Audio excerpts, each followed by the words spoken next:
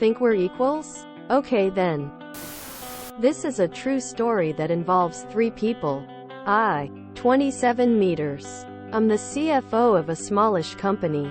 Charlotte, 50s F, is the administrative assistant and Tom, 68 meters, is the CEO.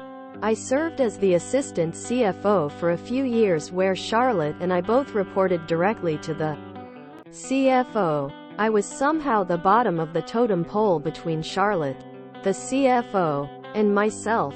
Despite my title and pay, I received the work no one wanted to do. I went with it because I knew one day I'd be her boss. That day eventually came a few months back and things have only gotten worse. Charlotte has always considered herself a financial expert, despite not knowing the bare minimum of accounting. When time came for us to create our official organizational structure chart showing who reports to who, Tom tasked Charlotte with it, as things here are very straightforward.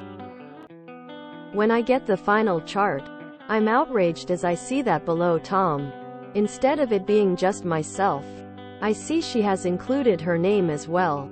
This was already approved by Tom and officially published. The audacity this woman had to think an administrative assistant is the same ranking of the CFO was baffling. But she also brown noses Tom, so I'm not surprised his decrepit self approved it. Now comes the good part. I mentioned this chart to several groups we work with and they couldn't believe it. They are all aware of her incompetence and all want her gone as she affects their business.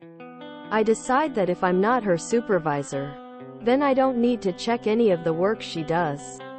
I let this go for a few months, and as much as it kills me, I leave all of her mistakes.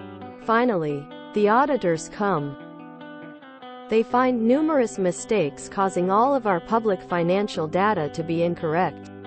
At first, they came to me wondering how it could be so inaccurate. I then gave them the system data showing that it was Charlotte who made all of the mistakes. They continued to push though, as in previous years. The responsibility fell on the CFO. I then reminded them of our organizational structure chart showing that I was no longer in charge of what the administrative assistant did. They were upset, but one of the younger guys loved what I did.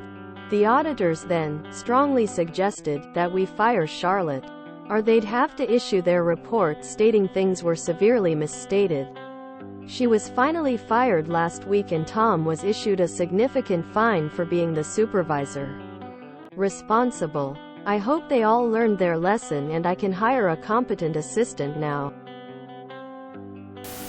Splashed back on the CEO. Perfect. So as CFO you didn't have to sign off on official financial documents? I was somehow the bottom of the totem pole. I've been corrected on this before by some First Nations guys I was working with a while back. That's actually the opposite. The lowest figure on the totem pole is more important than the upper ones.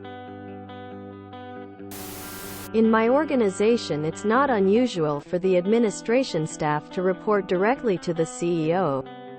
E.g., the CEO has several directors reporting to him, as well as his executive assistant. It doesn't mean the EA is equal to a director. Tom was banging Charlotte. Love it. I remember having trouble when I went back into the workforce at the age of 54. There were jobs I was competent to handle that I didn't get, I think because of my age. What happened to her wasn't ageism. It was incompetence. If she had been competent and then replaced by a younger person, that would be ageism. Too bad the company didn't correct her much sooner. Wow, this is nuclear revenge, not just malicious compliance. Nice. I still can't believe someone that incompetent was put in charge of accounting.